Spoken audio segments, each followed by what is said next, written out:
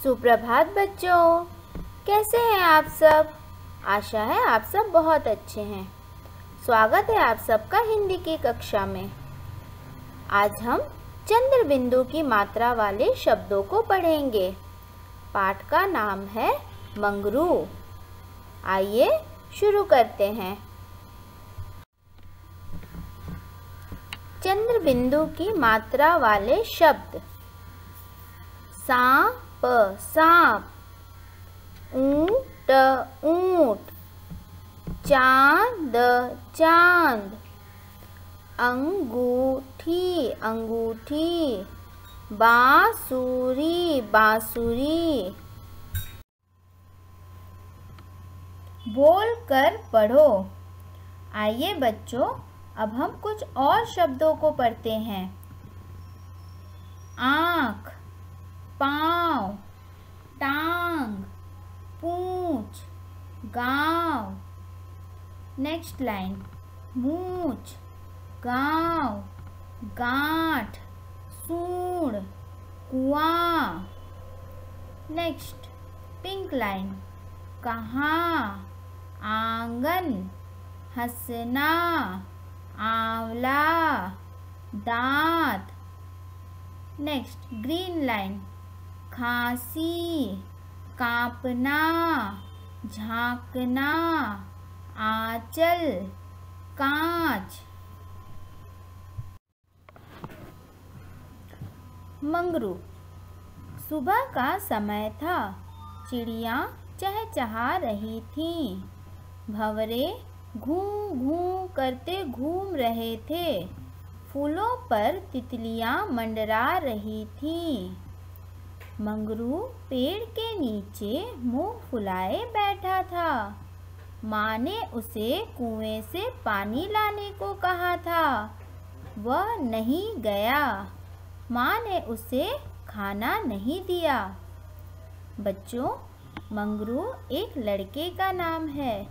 चित्र में आप देख सकते हैं एक लड़का पेड़ के नीचे बैठा है। यहाँ पर बहुत सारी चिड़िया चहचहा रही हैं। भंवरे घूं घूं कर रहे हैं। फूलों पर तितलियां मंडरा रही हैं। और यह सब सुबह का समय है। सुबह ही चिड़िया, तितली, भंवरे सब फूलों पर क्या करते हैं? मंडराते हैं, आसमान में उड़ते हैं। चिड़िया ची ची करती हैं। ठीक है। इसी बीच क्या हुआ कि मंगरू पेड़ के नीचे मुंह फुलाकर बैठ गया। मुंह फुलाकर बैठना मतलब नाराज होकर गुस्से में बैठा है। क्या हुआ मंगरू को? माँ ने उसे कुएं से पानी लाने के लिए कहा था, लेकिन मंगरू ने कहा नहीं, मैं नहीं लाऊंगा, और वो नहीं गया लाने के लिए। तो माँ को भी गुस्सा आया और माँ ने उसे खाना नहीं दिया। मंगरू को सामने से एक ऊंट आता दिखाई दिया। साथ ही एक आदमी लंगड़ाता आ रहा था। पास आकर वह आदमी बोला, मेरे पाँव में कांटा चुभ गया है, ज़रा मदद करो। मंगरू ने उसे संभाल कर बिठाया। उसके पाँव से कांटा निकाल दिया।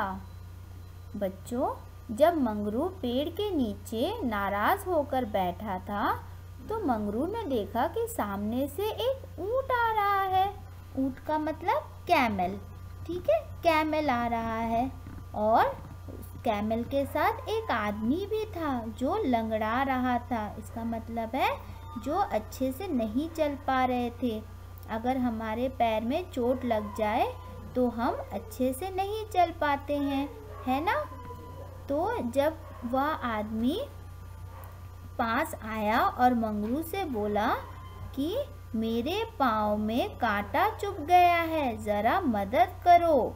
ठीक है, तो मंगरू ने क्या किया, बहुत ही आराम से संभाल कर उन्हें बिठाया और धीरे धीरे उनके पाँव से कांटा निकाल दिया। जब हमारे पैर में अगर कांटा चुभ जाए तो उसे ध्यान से निकालना चाहिए। अगर कांटा पैर में ही रह जाएगा या फिर जहाँ भी चुभ गया है वहाँ रह जाएगा तो वह और भी ज़्यादा परेशान करता है ना। वहाँ पर बहुत बड़ा घाव भी हो सकता है, इसलिए हमें कांटे को जल्द से जल्द निकाल देना चाहिए। तभी खाना लिए माँ मंगरू को ढूंढती वहाँ आ पहुँची। माँ को देखकर मंगरू हंस पड़ा। वह उठकर कुएं से बाल्टी भर लाया। फिर मंगरू ने ऊंट वाले के साथ बैठकर खाना खाया। देखा बच्चों, माँ को पता था कि मंगरू भूखा है, इसलिए वह उसे ढूंढती हुई उसे खाना खिलाने के लिए आई। और मंगरू भी बहुत अच्छा है। वह जैसे ही उसने माँ को देखा, वह जल्दी से बाल्टी भरकर ले आया। फिर मंगरू ने ऊंट वाले के साथ बैठकर खाना खाया। हमें हमेशा मिल बांटकर खाना खाना चाहिए। धन्यवाद बच्चों। आशा है आपको मंगरू पाठ पसंद आया। हमें हमेशा बड़ों की बात माननी चाहिए, माता पिता की बात माननी चाहिए। उसके बाद हमें हमेशा दूसरों की मदद भी करनी चाहिए। जिस तरह मंगरू ने ऊंट वाले की मदद की, उस तरह हम भी अपने जीवन में दूसरों की मदद कर सकते हैं। और माँ ने जैसे ऊंट वाले को भी खाना दिया, इस तरह हमें भी हमेशा मिल बांटकर खाना खाना चाहिए। Okay children, bye bye. See you in the next class.